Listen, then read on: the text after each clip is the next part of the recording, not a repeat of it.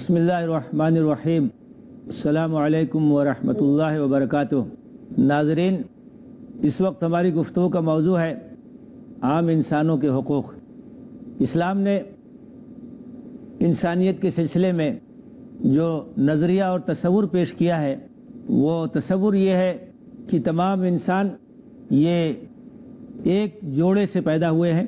وحدت بنی آدم کا تصور ہے جو تمام انسانیت کو جوڑتا ہے اور جس میں رنگ اور نسل کی بنیاد پر کوئی فرق نہیں ہے۔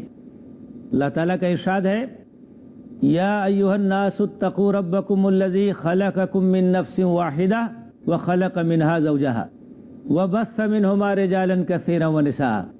لوگو، اپنے اس پروردگار سے ڈرو جس نے تم کو ایک جان سے پیدا کیا اور اسی سے اس کا جوڑا بنایا، پھر ان دونوں سے بہت سے مردوں اور عورتوں کو زمین میں پھیلا دیا۔ تو اسلام کا تصور یہ ہے کہ تمام انسان یہ آدم اور حوا کی اولاد اور انسانیت کے لحاظ سے سب برابر ہیں، سب کے درمیان یکسانیت ہے، سب ایک ہی اصل سے تعلق رکھتے ہیں۔ انا خلقناکم من ذکر و انثی، ہم نے تم کو ایک مرد اور ایک عورت سے پیدا کیا۔ تو یہ پوری انسانیت کو ایک لڑی میں پرونے والی بات ہے، وحدت بنی آدم کی بات ہے جو تصور اسلام نے پیش کیا۔ یہاں رنگ کی بنیاد پر، خاندان کی بنیاد پر اور نسل کی بنیاد پر کوئی تفریق نہیں ہو سکتی۔ کوئی اونچا نہیں ہو سکتا، کوئی نیچا نہیں ہو سکتا ہے۔ اگر کوئی معزز ہو سکتا ہے تو وہ اپنے اخلاق اور اپنے کرم اور اپنے کردار کی بنیاد پہ ہو سکتا ہے۔ ان اکرمکم عند اللہ اتقاکم، اللہ کے نزدیک تم میں سب سے زیادہ عزت والا وہ ہے جو سب سے زیادہ اللہ سے ڈرنے والا ہو، اللہ کا خوف جس کے اندر ہو، جس کا اخلاق اور جس کا کردار اچھا ہو۔ تو یہ پوری انسانیت اس کا حق ہے، اس سے ہمدردی رکھنا، اس کے ساتھ تعاون کرنا، اس کے ساتھ خیرخواہی کرنا، یہ حق ہے ساری انسانیت کا، اور تمام انسان اس سلسلے میں برابر ہیں، ان کے درمیان کوئی بھید بھاؤ اور کوئی تفریق نہیں کی جا سکتی۔ اسلامی نقطہ نگاہ سے عام انسانوں کے حقوق جو ہمارے اوپر عائد ہوتے ہیں ان کا لحاظ کرنا بھی ضروری ہے۔ مثلا عام انسانیت کے یہ حق ہے کہ ہم ان کے ساتھ انصاف کریں۔ انصاف یہ سب کے لیے ہے، یہاں تک کہ قرآن مجید میں یہ بات کہی گئی ہے، وَلَا يَجْرِمَنَّكُمْ شَنَآنُ قَوْمٍ عَلَىٰ أَلَّا تَعْدِلُوا اعْدِلُوا هُوَ أَقْرَبُ لِلتَّقْوَىٰ، کہ اگر کسی قوم سے دشمنی ہو تو اس کی دشمنی اس بات پر تم کو آمادہ نہ کرے کہ تم اس کے ساتھ ناانصافی کرو۔ تمہیں سب کے ساتھ انصاف کرنا چاہیے، یہی تقویٰ کا راستہ ہے اور یہی خدا ترسی کا راستہ ہے۔ تو یہ عام انسانیت کا حق ہے کہ ہم سب کے ساتھ انصاف کریں۔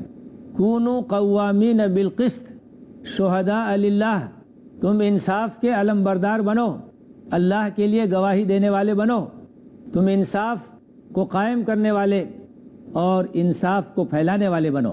تو ہر انسان کا حق ہے کہ اسے انصاف ملے، اور قرآن مجید میں اللہ تعالیٰ نے یہ بات واضح فرمائی ہے کہ کتابوں کو بھیجنے کا مقصد، رسولوں کو بھیجنے کا مقصد ہی یہ ہے کہ سماج کے اندر انصاف ہو، لوگوں کو انصاف ملے۔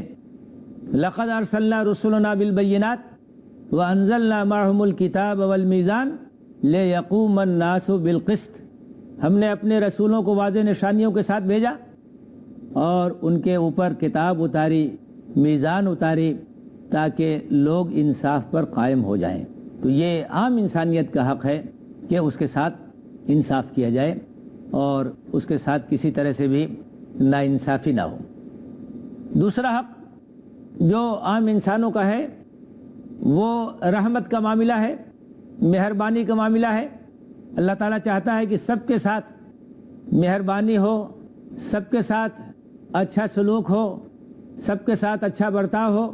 اللہ کے رسول نے فرمایا ہے، الراحمون یرحمہم الرحمن تبارک و تعالی ارحموا من فی الارض یرحمکم من فی السماء، کہ جو لوگ مہربانی کرتے ہیں، جو لوگ رحمت کا معاملہ کرتے ہیں، ان کے ساتھ اللہ تعالیٰ بھی رحمت کا معاملہ کرتا ہے، مہربانی کا معاملہ کرتا ہے۔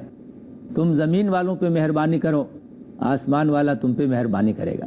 تو رحمت اور مہربانی کا برتاؤ، دیا کا معاملہ، یہ تمام انسانوں کے لیے ہے اور تمام انسانوں کے ساتھ اس کو ہمیں انجام دینا ہے اور اس طرح کا ہمیں برتاؤ کرنا ہے۔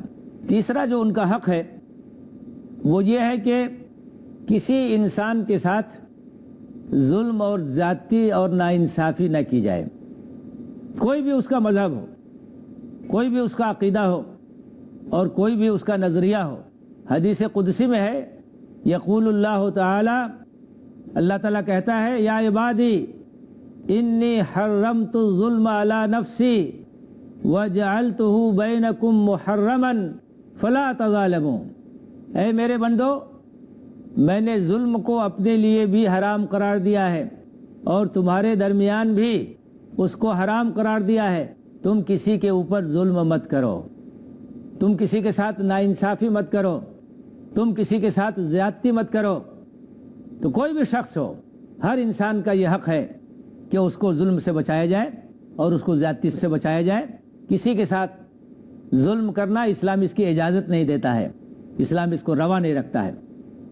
حضرت عمر ابن خطاب رضی اللہ تعالیٰ عنہ کی خلافت کا زمانہ ہے اور اس زمانے میں ایک واقعہ پیش آیا کہ مصر میں جہاں گورنر تھے حضرت عمرو بن العاص، وہاں ایک واقعہ پیش آیا کہ گھوڑ سواری کا ایک مقابلہ ہوا اور اس میں جو گورنر تھے ان کا لڑکا بھی اپنے گھوڑے کے ساتھ شریک تھا اور ایک قبطی جو وہاں کا تھا وہ بھی اپنے گھوڑے کے ساتھ شریک تھا۔ اتفاق سے جو قبطی تھا اس کا گھوڑا آگے بڑھ گیا، گورنر کے بیٹے کو غصہ آ گیا اور اس نے اپنے کوڑے سے ان کو مارا اور اس کو سزا دی اس بات پر کہ تمہارا گھوڑا میرے گھوڑے سے آگے چلا گیا۔ تو وہ مظلوم وہ مصر سے سفر کر کے مدینہ آیا اور اس نے امیر المومنین حضرت عمر ابن الخطاب سے شکایت کی اور پورا قصہ بیان کیا اور اس کے ساتھ جو زیادتی ہوئی تھی اس زیادتی کا تذکرہ کیا اور کہا کہ میں انصاف کے لیے آیا ہوں۔ حضرت عمر نے اپنے گورنر کو خط لکھا کہ اپنے بیٹے کے ساتھ فوراً یہاں مدینہ آؤ دارالخلافہ میں۔ چنانچہ وہ آئے اور معاملہ امیر المومنین کی عدالت میں پیش ہوا اور اس قبطی نے پورا واقعہ بیان کیا، پورا ماجرا بیان کیا۔ تو بات ثابت ہوئی کہ اس کے ساتھ زیادتی ہوئی اور اس کے ساتھ ناانصافی ہوئی۔ تو بھرے دربار میں تمام لوگوں کے سامنے حضرت عمر نے اس شخص کو کوڑا دیا اور یہ کہا کہ تمہارے ساتھ جس طریقے سے اس نے زیادتی کی تھی، کوڑا مارا تھا، تم اس کو کوڑا مار کر کے اپنا بدلہ لو۔ اور چنانچہ اس نے اپنا بدلہ لیا اور اس کے بعد حضرت عمر نے کہا کہ یہ ان کے باپ ہیں جن کے عہدے کے ناز میں یا زوم میں اس نے تمہارے ساتھ زیادتی کی تھی کہ میرے باپ گورنر ہیں، تو میں تمہیں اس بات کی بھی اجازت دیتا ہوں کہ ان کی وجہ سے اس نے یہ جرأت کی تھی تو تم ان کو بھی کوڑے مارو۔ تو اس نے کہا کہ نہیں، میرے ساتھ جس نے زیادتی کی تھی میں نے بدلہ لے لیا اور ان سے مجھے کوئی شکایت نہیں ہے اور انہوں نے میرے خلاف کوئی زیادتی نہیں کی۔ اس کے بعد پھر حضرت عمر ابن خطاب رضی اللہ تعالیٰ عنہ نے وہ تاریخی جملہ کہا جو آب زر سے لکھے لانے کے قابل ہے۔ انہوں نے کہا گورنر کو خطاب کرتے ہوئے کہ بیٹے کو خطاب کرتے ہوئے، متا استعبدتم الناس وقد ولدتهم امہاتهم احرارا، تم لوگوں نے لوگوں کو غلام کب سے سمجھ لیا ہے جبکہ یہ اپنی ماں کے پیٹ سے آزاد پیدا ہوئے، یہ اپنے حقوق کے ساتھ آزاد ہیں، ان کا احترام کرنا اور ان کے حقوق کا پاس و لحاظ کرنا یہ ضروری ہے۔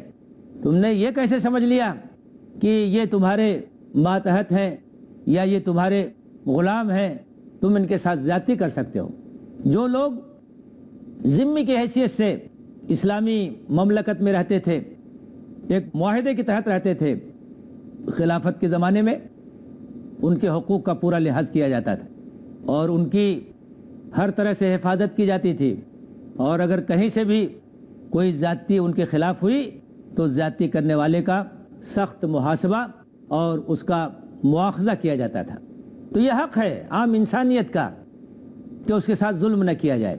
اس کے ساتھ زیادتی نہ کی جائے. کوئی بھی مظلوم ہو, کسی بھی مذہب کو ماننے والا ہو, اسلام یہ کہتا ہے کہ اس کے ساتھ ہم کھڑے ہوں اور اس کو انصاف دلائیں, اور جس نے بھی اس کے ساتھ زیادتی کی ہے اس کا مواخذہ کیا جائے اور اس کا محاسبہ کیا جائے. ہر انسان کا یہ حق ہے کہ اس کو انصاف ملے اور اس کو ظلم سے اور زیادتی سے محفوظ رکھا جائے. مظلوم کی بد دعا کے بارے میں احادیث میں آتا ہے کہ مظلوم کی جو بد دعا ہوتی ہے وہ سیدھے آسمان پہ جاتی ہے, سیدھے عرش الہی پہ جاتی ہے, اور اللہ تعالیٰ اس کی بد دعا کو قبول کرتا ہے.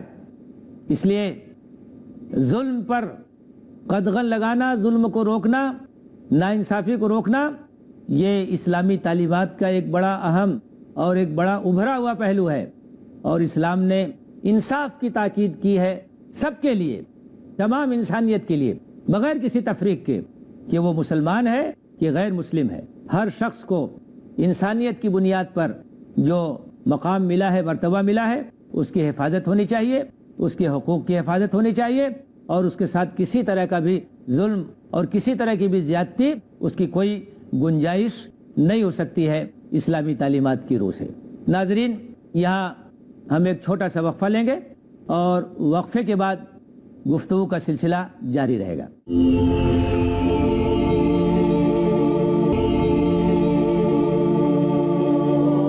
وقفے کے بعد ناظرین پھر آپ کا استقبال ہے. عام انسانوں کا یہ بھی حق ہے کہ ہم ان کا ہدیہ قبول کریں, اپنا ہدیہ ان کے پاس بھیجیں, ان کی اگر دعوت ہو وہ ہمیں بلائیں تو ان کی دعوت کو قبول کریں, اپنے عام ان کو مدعو کریں.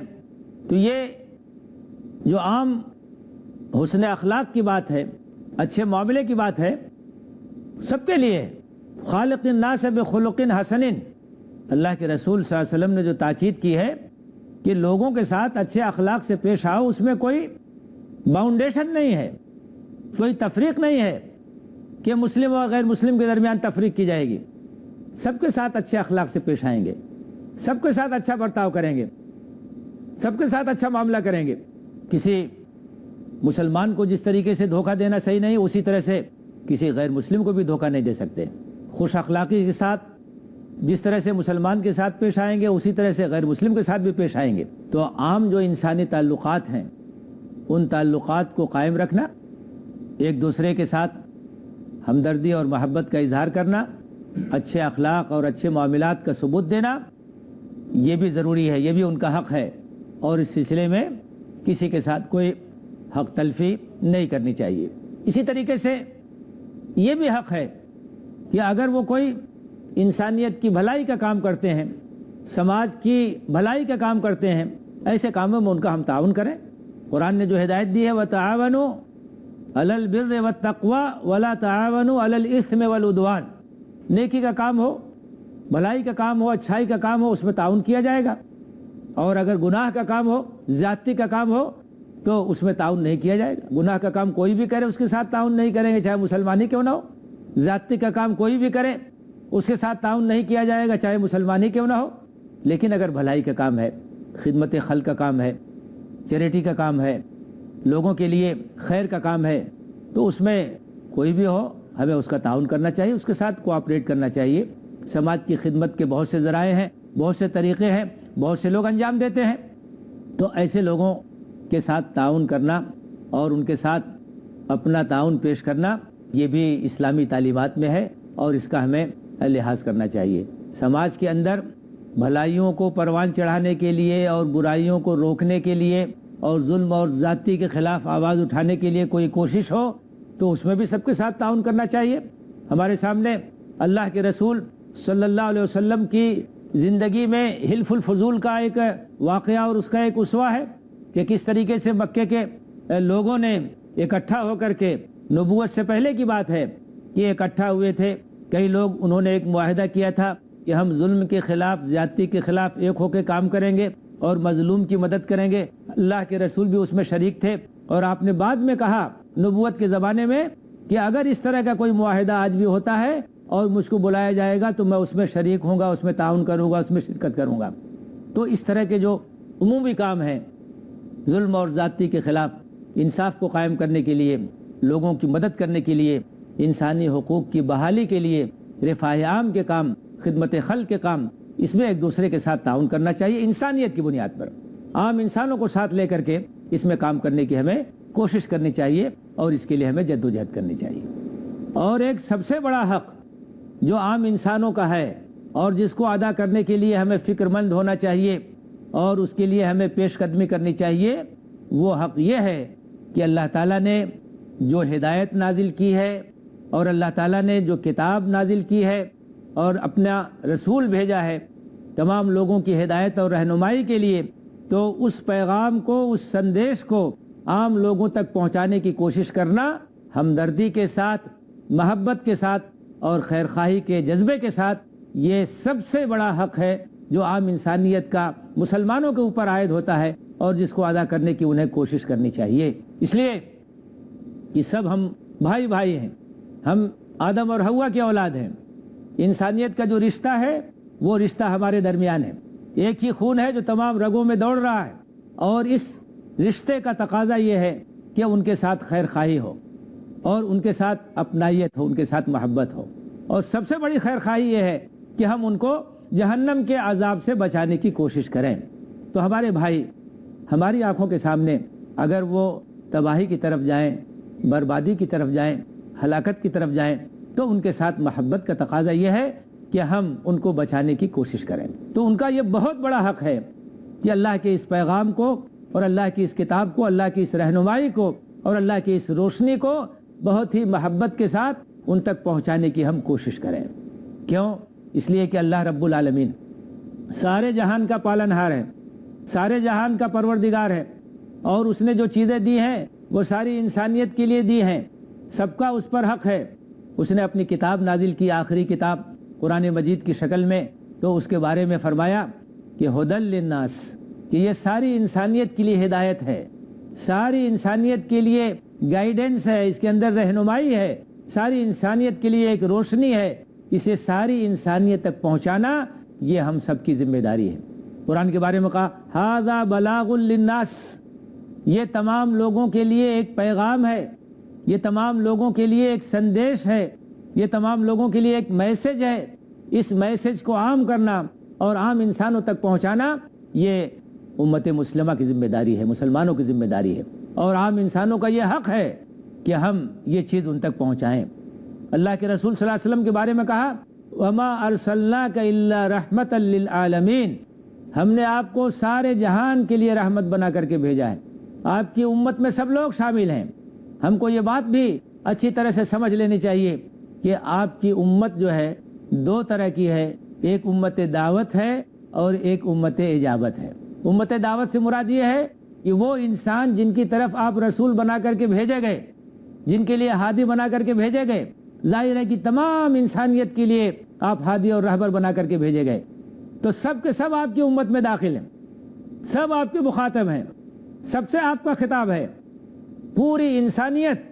قل یا ایھا الناس انی رسول اللہ الیکم جمیعا، اے نبی اعلان کر دیجئے کہ لوگو میں تم تمام کی طرف اللہ کا رسول بنا کر کے بھیجا گیا ہوں۔ تو آپ کی رسالت سب کے لیے ہے، آپ کی رسالت پر سب کا حق ہے، سب لوگ آپ کی امت میں ہیں، دعوت کے لحاظ سے، دعوت دین کے لحاظ سے، امت دعوت کے لحاظ سے ساری انسانیت یہ اس میں داخل ہے، اور جو لوگ قبول کر لیں وہ امت اجابت ہے، وہ امت مسلمہ کہلائیں گے۔ تو آپ کی امت ساری کی ساری انسانیت ہے، پوری کی پوری مانوتا ہے، اور انسانوں کا یہ حق ہے کہ آپ کا لایا ہوا دین اور آپ کا لایا ہوا پیغام تمام لوگوں تک پہنچایا جائے۔ ان کے ساتھ اس سے بڑی کوئی خیر خواہی نہیں ہو سکتی ہے، کیونکہ یہ وہ دین ہے جس میں دنیا کی بھی بھلائی ہے اور آخرت کی بھی بھلائی ہے۔ یہاں امن اور سکون اور سلامتی اور شانتی آ سکتی ہے تو اللہ کی اسی ہدایت کے ذریعے سے آ سکتی ہے، اللہ کی اسی کتاب کے ذریعے سے آ سکتی ہے، اللہ کے رسول کی انہی تعلیمات کے ذریعے آ سکتی ہے۔ اس پر تمام لوگوں کا حق ہے، سب لوگوں تک اس کو پہنچانا یہ ہماری ذمہ داری ہے، مسلمانوں کی ذمہ داری ہے۔ اللہ کے رسول صلی اللہ علیہ وسلم کی آمد سے پہلے دنیا کے اندر ظلم اور ستم کا بول بالا تھا، برائیاں عروج پہ تھیں، اخلاقی لحاظ سے انسانیت تباہ و برباد ہو چکی تھی اور تباہی کے دہانے کے اوپر کھڑی ہوئی تھی، وَكُنْتُمْ عَلَى شَفَا حُفْرَةٍ مِّنَ النَّارِ فَأَنْقَذَكُم مِّنْهَا، اور تم تباہی کے دہانے آگ کے گڑھے کے کنارے کھڑے ہوئے تھے تو اس سے اللہ تعالیٰ نے تم کو بچا لیا اپنی کتاب کے ذریعے سے، اپنے رسول کے ذریعے سے، اپنے دین کے ذریعے سے۔ یہ دین وہ دین ہے جو اللہ کا پسندیدہ دین ہے۔ یہ دین دنیا کے اندر امن قائم کرتا ہے، انصاف قائم کرتا ہے، عالمی بھائی چارہ قائم کرتا ہے، اور آخرت میں عذاب علیم سے چھٹکارا دلانے کا ضامن یہی دین ہے۔ اس لیے اس دین پر ساری انسانیت کا حق ہے، اور اس دین کو تمام انسانوں تک پہنچانا یہ امت مسلمہ کی ذمہ داری ہے۔ عام انسانیت کا یہ بہت بڑا حق ہے، ان کا ہمارے اوپر سب سے بڑا حق ہے، اور ان کے ساتھ خیر خواہی کا سب سے نمایاں تقاضا یہ ہے کہ ہم اللہ کے اس پیغام کو ان تک پہنچائیں، اس حق کو ادا کریں۔ اور اس سلسلے میں جو سب سے زیادہ معاون چیز ہے، جو سب سے زیادہ مددگار چیز ہے، وہ ہے محبت، دل سوزی، اپنائیت، حسن کردار۔ جس چیز کا اثر پڑتا ہے انسان کے اوپر وہ کردار کی طاقت ہے۔ کردار کے اندر جو طاقت ہوتی ہے وہ گفتار کے اندر نہیں ہوتی ہے، وہ کسی اور چیز کے نہیں اندر ہوتی ہے۔ جو اصل چیز ہے وہ انسان کا کردار ہے، اس کا حسن اخلاق ہے۔ آدمی نہیں سنتا، آدمی کی باتوں کو پیکر عمل بن کر غیب کی صدا بن جائے۔ کردار بولتا ہے، اخلاق بولتا ہے، کیریکٹر بولتا ہے، اور چرتر بولتا ہے۔ اس لیے ضرورت اس بات کی ہے کہ ہم بہت ہی محبت کے ساتھ، بہت ہی اپنائیت کے ساتھ، بہت ہی دل سوزی کے ساتھ اللہ کے اس پیغام کو اللہ کے بندوں تک پہنچائیں، ان کے اس حق کو ادا کرنے کی کوشش کریں۔ ہمیں اللہ کے رسول صلی اللہ علیہ وسلم کے اسوے کو سامنے رکھنا چاہیے کہ کس طریقے سے آپ نے محنت کی، کوشش کی، عام انسانوں تک اللہ کے پیغام کو پہنچانے کے لیے اپنی پوری زندگی لگا دی، پوری زندگی کھپا دی، لیکن اس کے باوجود ذمہ داری کا احساس اتنا اہم تھا، اتنا زیادہ تھا کہ آپ روتے تھے۔ ایک بار ابن مسعود سے آپ نے کہا کہ مجھے قرآن پڑھ کے سناؤ۔ انہوں نے کہا اے اللہ کے رسول، ہم آپ کو قرآن پڑھ کے سنائیں؟ آپ کے اوپر خود قرآن نازل ہوتا ہے۔ تو آپ نے کہا کہ نہیں، مجھے یہ بھی پسند ہے کہ دوسروں سے قرآن سنوں۔ چنانچہ حضرت ابن مسعود نے سورہ نساء کی تلاوت شروع کی، اور جب اس آیت پہ پہنچے فَكَيْفَ إِذَا جِئْنَا مِنْ كُلِّ أُمَّةٍ بِشَهِيدٍ وَجِئْنَا بِكَ عَلَىٰ هَٰؤُلَاءِ شَهِيدًا، اے نبی اس وقت کیا عالم ہوگا آپ کا جب ہر امت پر ایک گواہ کھڑا کریں گے ہم، اور اس امت پر آپ کو گواہ کھڑا کریں گے۔ تو آپ نے کہا کہ بس کرو۔ ابن مسعود نے آنکھیں اٹھا کے دیکھی تو آپ کے آنکھوں سے آنسو جاری تھے اور آپ کی داڑھی تر ہو گئی تھی۔ یہ ذمہ داری کا احساس تھا کہ پوری زندگی لگا دی دعوت میں، اس کے باوجود اتنا ذمہ داری کا احساس تھا کہ روتے تھے اور آنکھوں سے آنسو جاری ہو جاتے تھے۔ ہمارے اندر بھی یہ احساس پیدا ہونا چاہیے کہ عام انسانوں کے اس حق کو ادا کریں، اللہ کا پیغام محبت کے ساتھ، دل سوزی کے ساتھ ان تک پہنچائیں۔ اللہ تعالی ہمیں اس بات کی توفیق دے، آمین۔ وآخر دعوانا ان الحمد للہ رب العالمین۔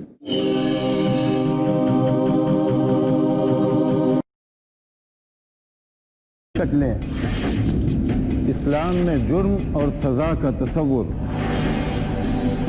زندگی ایک نعمت ہے اگر شریعت پر گزرے، ایمان کی کسوٹی پر کھری اترے، ورنہ اس سے جڑے بے شمار موضوعات، انسلجھے سوالات کسی بھی لمحہ کر سکتے ہیں پریشان، مگر کس طرح شریعت کی روشنی ہر مشکل بنا دیتی آسان۔ دیکھیے ایک ایسی مجلس جہاں مسائل ہوں گے حل، روبرو ہوں گے دینی رہنما، محفل علماء، اپنے انوکھے انداز کا ایک خالص اسلامی پروگرام صرف پیس ٹی وی اردو پر۔ جانیے زندگی کے ہر پہلو سے جڑی باتیں محفل علماء میں